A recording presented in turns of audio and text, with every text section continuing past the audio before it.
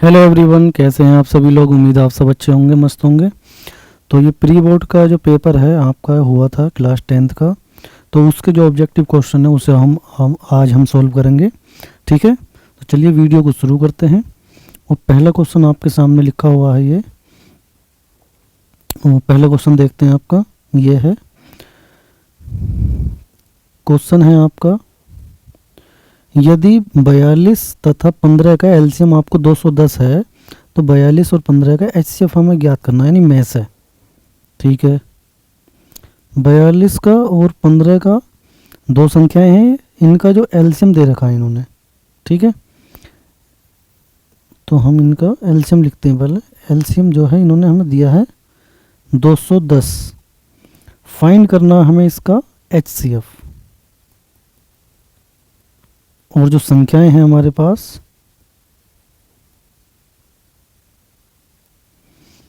42 और 15 है, तो इनका एचसीएफ ज्ञात करना हमें। ठीक है, तो एचसीएफ ज्ञात करने के लिए फॉर्मूले से भी कर सकते हैं इसे और बिना फॉर्मूले के। फॉर्मूला क्या है? फॉर्मूला है एलसीएम गुणा एचसीएफ बराबर दोनों संख्याओं का गुणनफल, या ऐसा लिख सकते हैं पहली संख्या गुणा दूसरी संख्या, पहली संख्या गुणा दूसरी संख्या।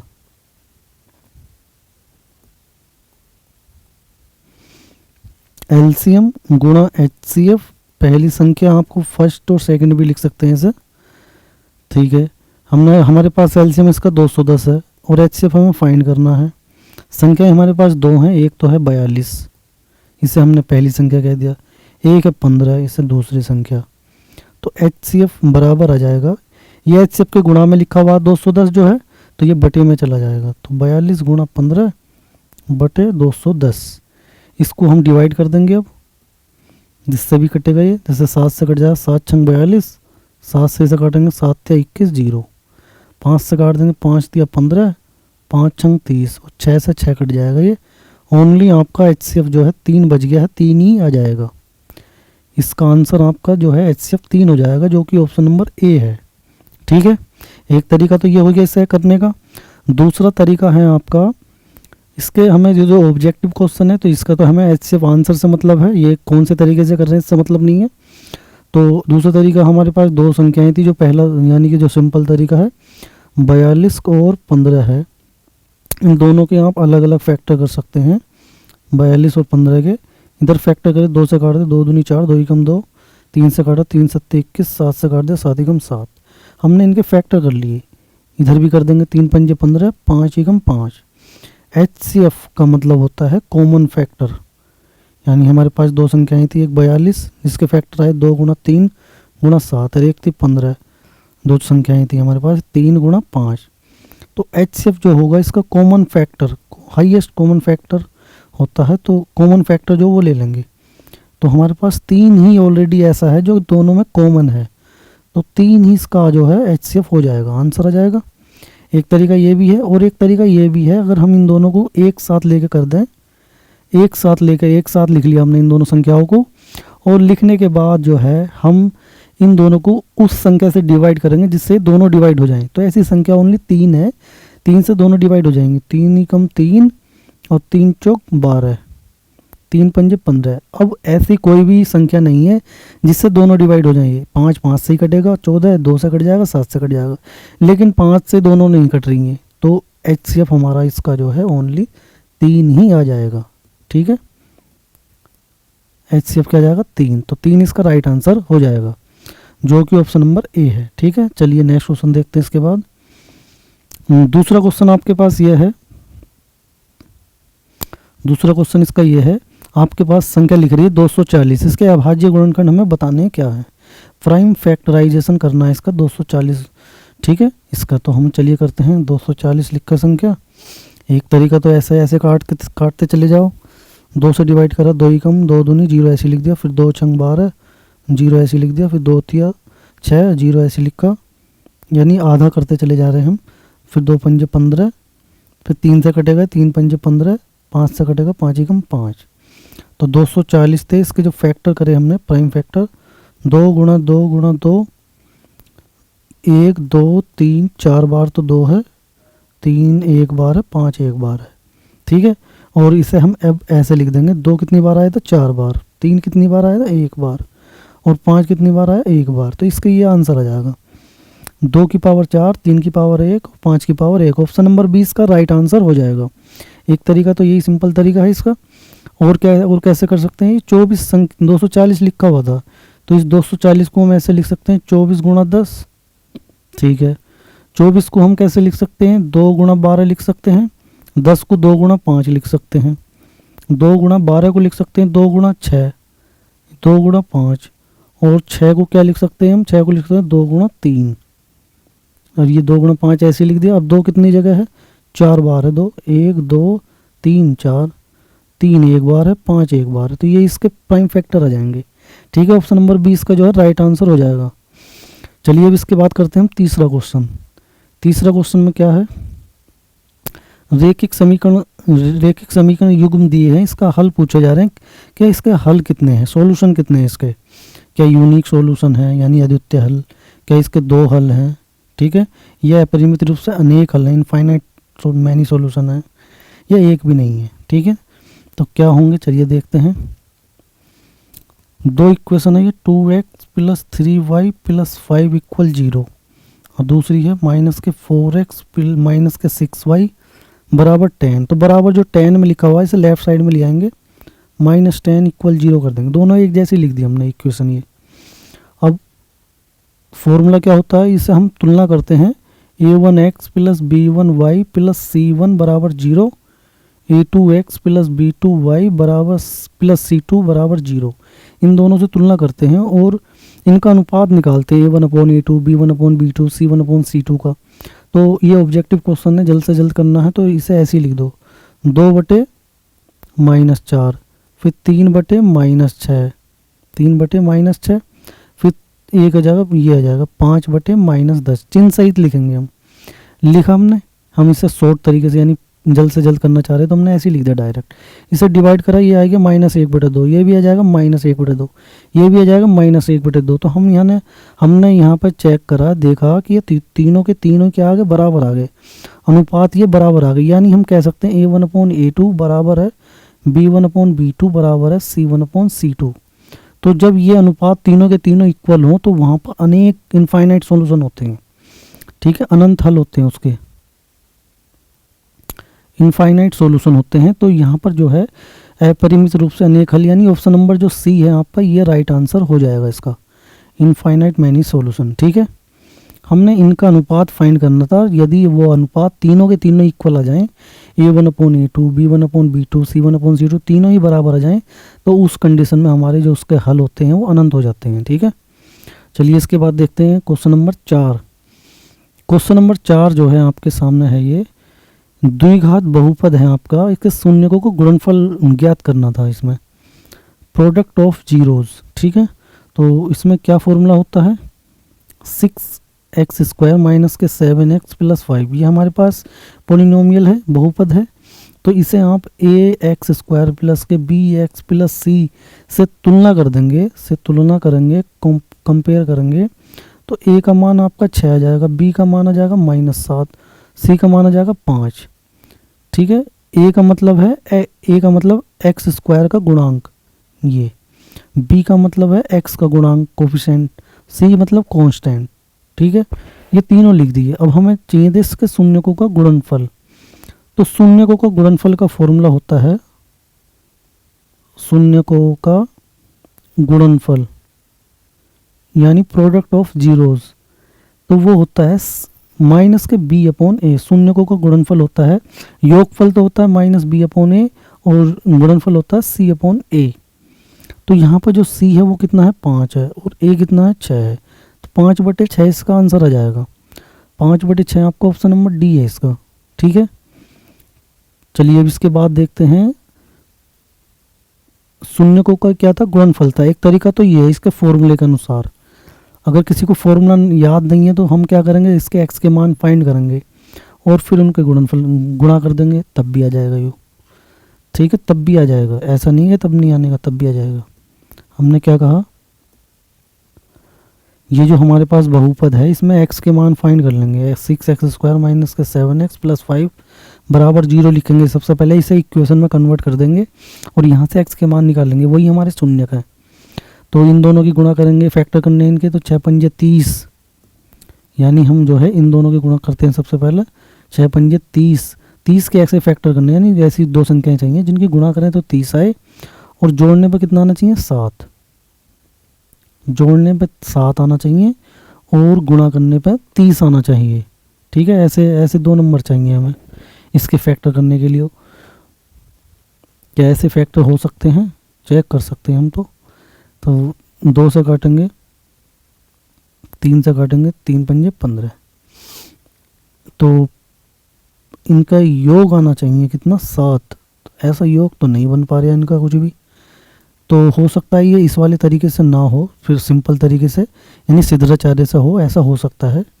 ठीक है, तो अभी फ़िलहाल के लिए हमने जो इस वाले तरीके से बेस्ट है ये, इस फॉर्मूले से, इससे देख सकते हैं आप। ठीक है, तो चलिए नेक्स्ट क्वेश्चन देखते हैं। अब हम नेक्स्ट क्वेश्चन आपके पास है ये, टेन थीटा बराबर लिखा हुआ है √3, तो थीटा का मान हमें ज्ञात करना कितना है। टेन थीटा बराबर √3 है, तो √3 जो होता है टेन में, वो कौन से कोण का मान होता है, ये होता है टेन 60 का मान। टेन से टेन हट जाएगा, थीटा का मान कितना जाएगा, 60 डिग्री आ जाएगा, जो कि ऑप्शन नंबर बी हो जाएगा आपका। ठीक है, चलिए नेक्स्ट क्वेश्चन देखते हैं। इसके बाद क्वेश्चन है आपका, यदि एक बिंदु ए से ओ केंद्र वाले किसी वृत्त पर AP और AQ स्पर्श रेखाएं परस्पर 80 डिग्री के कोण पर झुकी हैं, तो POA का कोण जो है उसका मान बताना हमें। तो एक वृत्त है आपका और उसका जो केंद्र है वो O है, इस पर किसी पॉइंट से 2 स्पर्श रेखाएं हैं, ये इस टाइप से बना लेते हैं।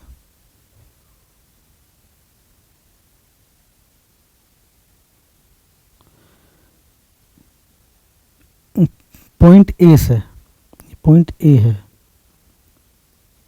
ये P और ये Q, PA और PQ एक 2 स्पर्श रेखाएं हो गई, और ये कितने डिग्री पे है, 80 डिग्री पे है।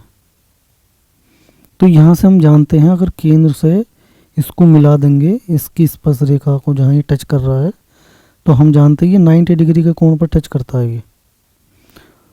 अब हमें जो कोण चाहिए था वो एंगल ये वाला चाहिए हमें, कोण चाहिए हमें POA का मान, POA यानी ये वाला कोण चाहिए हमें। तो हम जानते हैं कि इनमें जो आमने सामने के जो कोण है, वैसे चारों, ये एक चतुर्भुज है, चतुर्भुज के चारों कोणों का जो योग होता है वो 360 होता है, और जिसमें से ये 90 डिग्री है, ये भी 90 डिग्री है। तो ये वाला पूरा कोण निकाल सकते थे हम चतुर्भुज में से, तो पूरा कोण हम निकाल लेंगे वैसे ये निकालना चाहो तो।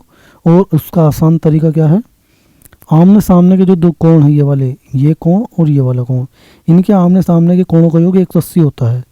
तो कोण POQ प्लस कोण 80 डिग्री भी लिख सकते हैं, या फिर PAQ बराबर 180 डिग्री, जिसमें से ये कोण तो हम निकालना चाह रहे हैं और ये 80 डिग्री है, तो यानी कि घटा देंगे तो 100 डिग्री आ जाएगा ये POQ।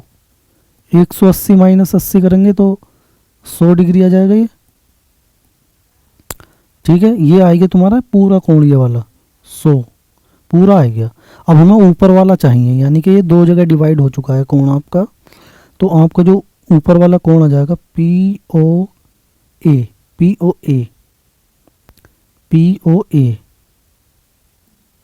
तो ये जो है कोण POQ का आधा हो जाएगा। ठीक है, 100 डिग्री का आधा कर देंगे तो 50 डिग्री आ जाएगा। ठीक है, ये आ जाएगा, यानी मैं समझाऊंगा मैं आपको। जैसे कि ये वाला कोण था 80 डिग्री, ये वाला, तो ये वाला जो पूरा कोण है ये आ जाएगा, 180 में से घटा देंगे तो ये 100 आ जाएगा। अब 100 का भी आधा कर दोगे तो 50 ये वाला हो जाएगा, 50 ये वाला हो जाएगा, तो 50 इसका आंसर आ जाएगा। ठीक है, ऑप्शन नंबर जो है आपका ये बी हो जाएगा। अब देखते हैं इससे क्वेश्चन नंबर 7। क्वेश्चन नंबर 7 है, यदि एक घटना निश्चित रूप से घटती है तो इसकी प्रायिकता क्या होगी। कोई घटना है जो निश्चित ही घटेगी, तो जो ऐसी घटना होती है जो पक्का घटेगी ही घटेगी, तो उसकी उस घटना की जो संभावना है वो 100% है, 100% चांस है वो घटना घटेगी घटेगी, तो उसकी प्रायिकता 1 होती है। ठीक है, ये याद करने क्वेश्चन है। यदि कोई ऐसी घटना जो कभी घटेगी ही नहीं तो उसकी प्रायिकता 0 हो जाएगी।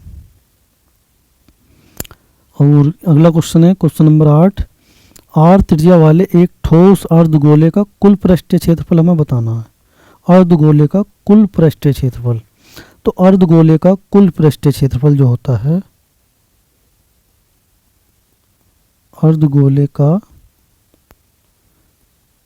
अर्धगोले के 2 फॉर्मूले हैं यहाँ पे। एक तो फॉर्मूला अर्धगोले का वक्र पृष्ठीय क्षेत्रफल,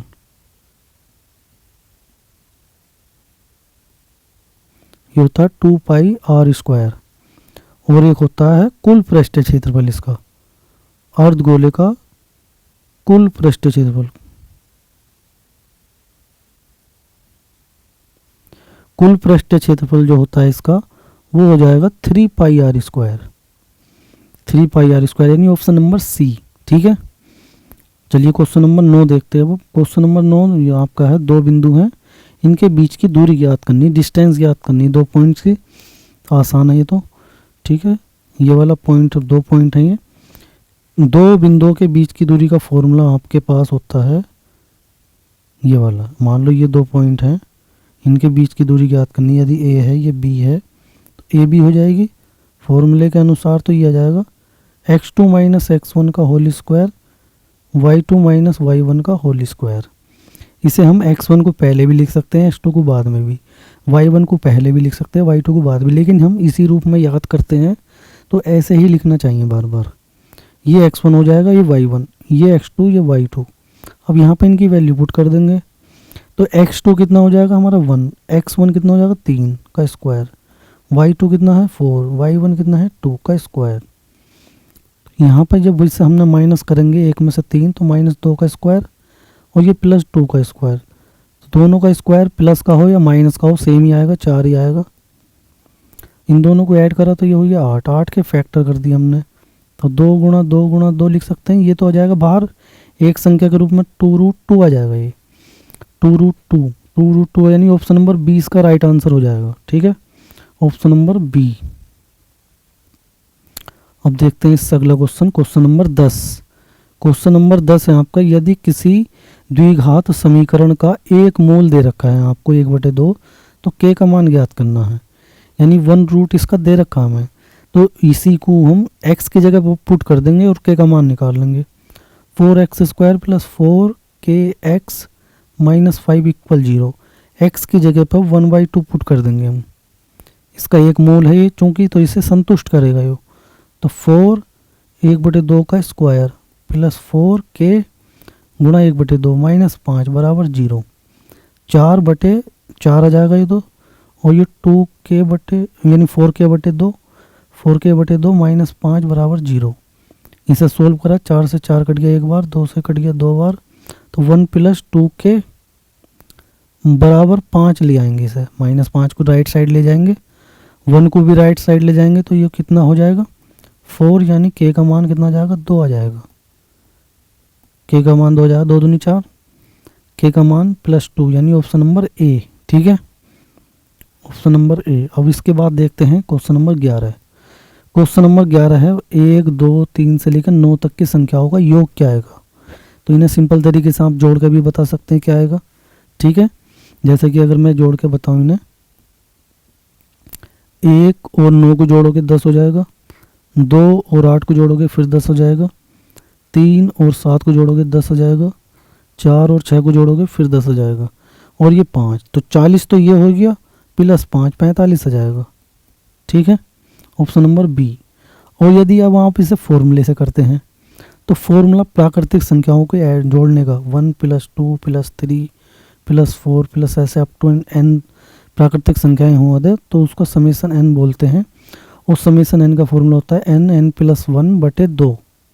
ये होता है जिसमें से जो n है वो जितनी संख्याएं हैं संख्याओं की, तो यहाँ पर 9 संख्याएं थी तो n का मान 9 हो जाएगा। यहाँ n का मान 9 गुणा 9 और 1 10 हो जाएगा। यहाँ पर 9 + 1 करेंगे /2, यानी कि 9 × 10/2, 2 से इसे काट देंगे 5 बार, 9 पंजे 45, 45 इसका आंसर आ जाएगा। ठीक है, क्वेश्चन नंबर 12 देखते हैं अब हम। क्वेश्चन नंबर 12 है आपका साइन थीटा -1 और sec theta plus tan theta का मान बताना। तो ये हो गया साइन थीटा -1 ब्रैकेट में, और ये हो जाएगा sec theta plus tan theta. तो इसे सोल्व करके क्या आएगा, तो हम ये वाले जो फॉर्मूले हैं ये याद होने चाहिए, कन्वर्ट करने वाले ही ना, साइन को सेक को, और साइन को उसमें कन्वर्ट करना आपको। तो सेक को कर देंगे एक तो यहाँ पर, और दूसरा कर देंगे हम टेन को। तो सेक का उल्टा होता है 1/कोस, और टेन का होता है साइन बटे कोस। साइन कोस में कन्वर्ट करना हमें, तो इसे तो ऐसे ही लिख देंगे, तो पहले से साइन में है लिखा हुआ, तो इसकी जगह हो जाएगा 1/कोस, इसकी जगह हो जाएगा टेन की जगह साइन थीटा बटे कोस थीटा। अब दाएं तो इस वाले में तो एलसीएम ले लेंगे हम, इसे ऐसे ही लिख देंगे, इसमें लेंगे एलसीएम कोस हो जाएगा। दोनों को सब सेम ही है तो ऊपर वाली संख्याएं सब ऐसे ही लिख देंगे।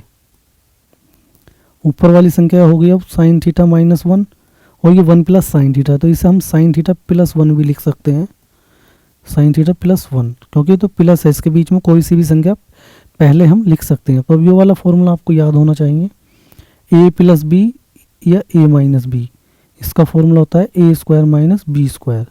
अब चाहे इसमें पहले माइनस वाला लिखा हुआ हो, उससे कोई दिक्कत नहीं है, हमें फॉर्मूला यही रहेगा a² - b² का। तो यहाँ पर आ जाएगा साइन स्क्वायर थीटा -1 का स्क्वायर। ठीक है, यानी कि ये आएगा साइन स्क्वायर थीटा -1/कोस थीटा।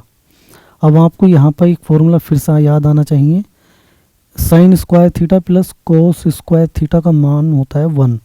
यहाँ से यदि मैं साइन 1 को इधर ले आऊँ लेफ्ट साइड में, तो -1 बराबर क्या आ जाएगा, यानी कि मैं जो हूँ, हमने क्या किया 1 इधर ले गए और कोस को उधर ले गए, तो ये कोस माइनस का हो जाएगा कोस स्क्वायर थीटा। ठीक है, यानी कि इसे हम ऐसे भी लिख सकते हैं, माइनस कॉमन लेकर 1 - साइन स्क्वायर भी हम इसे लिख सकते हैं यहाँ पर। ठीक है, क्योंकि हमें 1 - साइन स्क्वायर के रूप में ज़्यादातर याद रहता है। जैसे कि हम इसमें से साइन को राइट साइड ले जाए, कोस को यहीं रहने दे, तो 1 - साइन स्क्वायर हो जाता है। ठीक है, और डायरेक्ट लिखना चाहो ऐसे भी लिख सकते हो, डायरेक्ट आपका क्या आ जाएगा, ये कोस स्क्वायर थीटा आ जाएगा बटे में कोस थीटा। अब एक कोस से एक कोस की पावर कट जाएगी, तो माइनस के कोस थीटा आ जाएगा, माइनस के कोस थीटा, जो ऑप्शन नंबर सी है। ठीक है, option number C right answer हो जाएगा। क्वेश्चन नंबर 13 देखते हैं अब हम। क्वेश्चन नंबर 13 आपके सामने है ये, यदि कुछ आंकड़ों का माध्य और बहुलक दे रखा है, उसका माध्यिका हमें ज्ञात करनी है। तो फॉर्मूला है इसका बहुलक, गलत लिख दिया ये, बहुलक। तो पहले हम इसमें लिख देते हैं, हमें जो जो दे रखा था। बहुलक है इसका 35 और माध्य है इसका 32। पहले माध्य लिखा हुआ है इसमें, दूसरा ये माध्य है, ये बहुलक है। तो फॉर्मूला है आपका बहुलक बराबर 3 माध्यिका -2 माध्य। ये फॉर्मूला याद कर लेना इसे। तो अब इसमें हमें वैल्यू पुट करनी है, तो बहुलक तो हमें फाइंड करना है,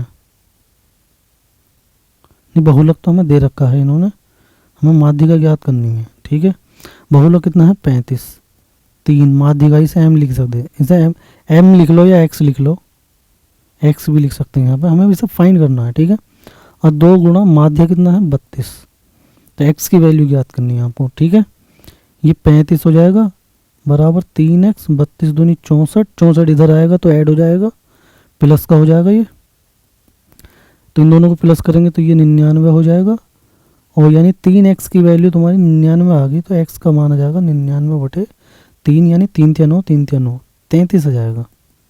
x का मान 3 आएगा, x का मतलब माध्यिका है, ये हमने इसे शॉर्ट में लिख दिया था। तो 33 जो है ऑप्शन नंबर ए इसका राइट आंसर हो जाएगा। ठीक है दोस्तों, अब देखें क्वेश्चन नंबर 14।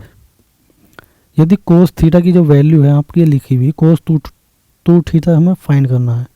कोस थीटा है √3/2। अब कोस में आपको ये याद होना चाहिए कौन से कोण का मान होता है ये, तो जैसे कि साइन 60 का मान होता है ये, और कोस में कोस 30 का मान होता है ये, कोस 30 का, तो थीटा की वैल्यू यहाँ से 30 डिग्री आ जाएगी। हमें ज्ञात करना था कोस 2 थीटा की वैल्यू, यानी कोस 2 गुणा थीटा कितना आएगा 30, इनकी गुणा कर देंगे तो कोस ये हो जाएगा 60, कोस 60 यानी जो साइन 30 का मान होता है, साइन 30 का मान 1/2 है, तो कोस 60 का मान भी 1/2, ऑप्शन नंबर बी। ठीक है, चलिए आगे चलते हैं। क्वेश्चन नंबर 15, दो संख्याएं दो पासों को एक साथ उछालने पर दोनों पासों पर प्राप्त अंकों का योग 10 होने की प्रायिकता। दो पासों को उछाला जा रहा है तो दोनों पासों पर अंकों का योग कितना आना चाहिए 10। दो पासों को उछाला जा रहा है तो नंबर ऑफ एस यानी कुल संख्याएं जो बनेंगी, कुल संभावनाएं जो आएंगी दो पासों को उछालने पर, जैसे कि एक पासे को उछालते हैं तो कितनी आ सकती 6 आ सकती, एक भी आ सकता है, 2 3 4 5 6, तो ऐसे टोटल संभावनाएं कितनी 6। जब दो पासों को उछाला जाएगा तो इन दोनों की गुणा हो जाएगी। ठीक है, अब हमें चाहिए अंकों का योग कितना 10 बनाना है। तो मान लो पहले पासे पर 1 आ गया तो दूसरे पासे पर मैक्सिमम कितना आ सकता है 6 आ सकता है, मैक्सिमम 6। तो इस वाले से तो कभी भी हमारा क्या नहीं बनेगा 10 नहीं आने का अंकों का योग। अंकों का योग 10 लाने के लिए हमें पहले शुरुआत हम कर लेते हैं बड़ी संख्या से, तो बड़ी संख्या हमारी 6 हो गई। अब हमें ऐसी संख्या चाहिए जैसा कि जिससे 10 आ जाए, तो 4 लेना पड़ेगा हमें, 4 6 और 4 10। तो अब इसका उल्टा भी लिख दो 4,6।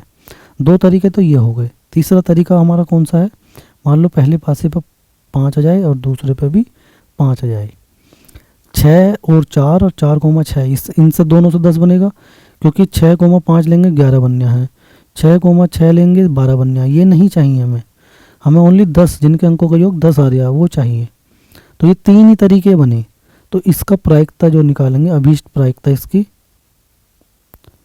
अभीष्ट प्रायिकता हमारी जो आ गई, टोटल दो पासों को चला जा रहा है तो एक पासे पर संभावना यानी टोटल कितने कौन सी संख्या आ सकती थी 6 आ सकती थी, 1 2 3 4 5 6।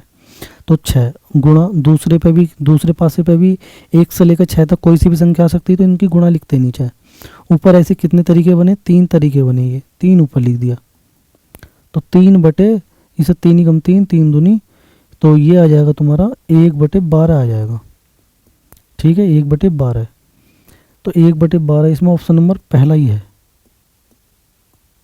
1/12 ऑप्शन नंबर ए इसका राइट आंसर हो जाएगा। ठीक है, अब देखते हैं क्वेश्चन नंबर 16। तो एक त्रिभुज है ये ABC, जिसमें से लिखा हुआ DE जो है BC के समांतर है। ये जो है आपका BC है और ये DE है, ये दोनों जो है समांतर है, एक दूसरे के समांतर हैं ये। ठीक है, ये और ये AD आपका 2.2 सेंटीमीटर है, ये जो लिखा हुआ है, ये 3.3 सेंटीमीटर ये DB, और AE कितना है 1.8 सेंटीमीटर। तो हमें EC फाइंड करना है इसमें। जब ये किसी त्रिभुज में ये दोनों जो लिखा हुआ ये और ये समांतर हो जाएं तो उस कंडीशन में एक छोटा वाला त्रिभुज और बड़ा वाला त्रिभुज, ये दोनों त्रिभुज समरूप हो जाते हैं। और समरूप जब हो जाते हैं तो समरूप होने पर इनकी संगत भुजाओं का जो अनुपात होता है, मान लो ये x है तो वो बराबर होगा। यहाँ पर जो है, क्योंकि मैं लिख देता हूँ, चलो, क्योंकि आपका जो DE है वो समांतर है BC के, तो इसलिए यहाँ पर जो त्रिभुज ADE समरूप होगा त्रिभुज ABC के। जब समरूप होगा तो इनकी संगत भुजाओं का अनुपात भी बराबर होगा, यानी यहाँ पर AD बटे DB बराबर होगा AE बटे EC के, यानी कि ये जाएगा 2.2 3.3 1.8 बटे x। इसे हमने x मान लिया EC को।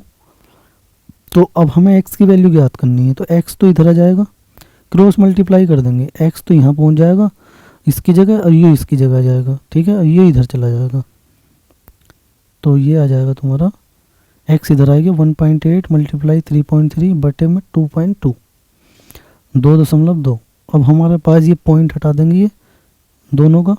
जब पॉइंट दोनों के पॉइंट के बाद जो है डिजिट सेम है तो कोई भी जीरो इक्वल बढ़ाने की जरूरत नहीं है। यदि जीरो बढ़ाओगे आप इधर भी और इधर भी तो वो कट जाएगा, तो उसका कोई मतलब नहीं बनता। तो 1.8 और ये 33/22 हो जाएगा। इसे डिवाइड कर देंगे, 11 दूनी 22, 11 या 33, ऊपर मल्टीप्लाई कर देंगे 18 या 54। एक से पहले पॉइंट लगा देंगे क्योंकि ऊपर भी 8 से पहले लग रहा, एक डिजिट से पहले। ठीक है, अब यहाँ पे इसे काट देंगे 2 दूनी 4 पॉइंट लगाएंगे, 1 बचेगा 7, 14 हो जाएगा, 2 सत्ते 14, ये इतने सेंटीमीटर आ जाएगा 2.7 यानी ऑप्शन नंबर जो है सी हो जाएगा इसका। ठीक है, क्वेश्चन नंबर 17 और देखते हैं अब। क्वेश्चन नंबर 17 ये है, इसका बहुलक वर्ग बताना हमें क्या है। तो बहुलक वर्ग जो है आपका, इसकी जिस वर्ग की बारंबारता सबसे ज़्यादा होगी, यानी फ्रीक्वेंसी जिसकी सबसे ज़्यादा होगी, उसी के सामने का जो वर्ग होगा वो बहुलक वर्ग कहलाता है। यहाँ पे 5 है, यहाँ 4 है, यहाँ 7 है, यहाँ 8 है, तो हमने देखा, और यहाँ 6 है, तो सबसे बड़ी जो वैल्यू होगी वो कौन सी होगी इनमें, सबसे बड़ी होगी 8। तो 8 के सामने जो है कौन सा वर्ग है, 30 से 40 वाला, 30 से 40 वाला इसका क्या हो जाएगा, बहुलक वर्ग। ठीक है, ये तो पहला वाला ऑप्शन इसका राइट हो जाएगा। ठीक है, चलिए अब नेक्स्ट क्वेश्चन देखते हैं। नेक्स्ट क्वेश्चन आपके पास ये है, टेन थीटा गुणा कोट थीटा का मान बताना था।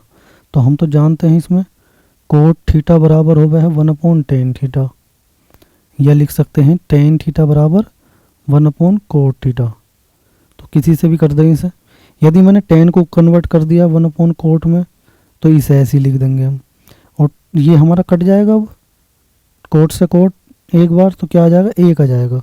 ठीक है, और यदि हम tan को नहीं बदलते, कोट को बदलना चाहते हैं तो कोट को बदल सकते हैं, tan थीटा ऐसे लिख दो, इससे 1/tan लिख सकते हैं कोट को, तो ये कट जाएगा इससे, तो ये भी 1 आ जाएगा, तो क्या आ जाएगा, 1 आ जाएगा, ऑप्शन नंबर बी।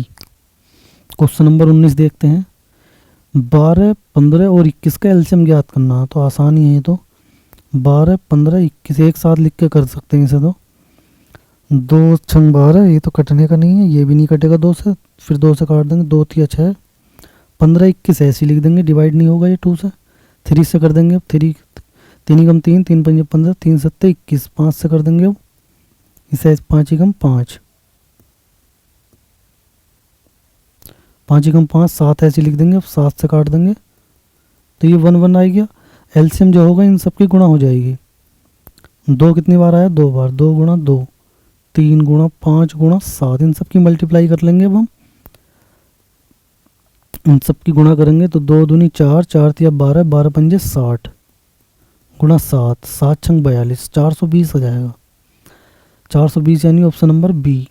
ठीक है, ऑप्शन नंबर 20 का राइट आंसर हो जाएगा। अब देखते हैं इसके बाद क्वेश्चन नंबर, लास्ट क्वेश्चन है ये, यदि 3 बिंदु हैं आपके, ये और ये संरेखी हैं, तो के का मान बताना। संरेखी मतलब एक ही रेखा में है ये 1 पॉइंट, दूसरा पॉइंट, तीसरा पॉइंट, तीनों बिंदु एक ही रेखा में हैं। ये 2,3 लिख देंगे इससे मान लो 4, के और 6, -3, ये एक ही रेखा में संरेखी हैं। तो इससे के का मान ज्ञात करना। तो के का मान निकालने के लिए जब तीनों ही बिंदु एक ही रेखा में है तो क्या ये त्रिभुज बना पाएंगे, नहीं बनेगा ना, यानी त्रिभुज का क्षेत्रफल 0 रहेगा। त्रिभुज का क्षेत्रफल क्या रहेगा, 0। त्रिभुज का क्षेत्रफल आपका 0 रहेगा। और त्रिभुज का क्षेत्रफल का जो फॉर्मूला है वो आपका ये भी है, 1/2 x1 y2 minus y3 plus x2 y3 minus y1 plus x3 y1 minus y2 बराबर 0। 1/2 यानी बराबर में जाएगा 0 के, तो गुणा हो जाएगी तो वो तो 0 बन जाएगा। तो x1 y2 minus y3 plus x2 y3 minus y1 plus x3 y1 minus y2 बराबर 0। अब हम क्या करेंगे, यहाँ से ये आपका x1 y1 हो जाएगा, ये x2 y2, ये x3 y3 लिख देंगे अभी इसकी जगह। x1 कितना है 2, y2 कितना है k, y3 कितना है माइनस का 3 है, तो ये माइनस माइनस प्लस हो जाएगा। x2 कितना है 4 है, y3 कितना है हमारे पास -3, y1 कितना है 3, x3 कितना है 6, y1 कितना है 3 और y2 कितना है k बराबर 0। अंदर मल्टीप्लाई करेंगे 2k प्लस 2 तिया 6, यह जाएगा 4 गुणा माइनस का 6, 6 तिया 18 और यहाँ पर कितना जाएगा 6k बराबर 0। ये हो गया 2k प्लस 6 और 6 चौक 24 माइनस का 24 प्लस 18 माइनस 6k बराबर 0। अब यहाँ से हमें सोल्व करना है। के को राइट साइड में ले जाओ, 18 और 6 कितना हो जाएगा 24, -24 बराबर 6k माइनस 2k, ये तो 4k हो जाएगा और इधर जाएगा 0, यानी 4k की वैल्यू 0 आ गई, यानी k की वैल्यू 0 आ जाएगी। यहाँ से k की वैल्यू क्या आ जाएगी 0, तो ऑप्शन नंबर जो है 20 का राइट आंसर हो जाएगा। ठीक है, तो ये 20 के 20 क्वेश्चन मैंने समझा दिए हैं। आई होप आपको ये सभी क्वेश्चन क्लियर हो गए होंगे। ठीक है, तो उम्मीद करता हूँ आपको ये सभी के सभी क्वेश्चन समझ आ गए होंगे। वीडियो आपको यदि पसंद आ गई हो तो वीडियो को लाइक कर सकते हैं आप। ठीक है, यदि पहली बार देख रहे हैं तो सब्सक्राइब भी कर सकते हैं चैनल को। चलिए मिलते हैं जल्दी नेक्स्ट वीडियो में नए क्वेश्चन के साथ। Okay bye.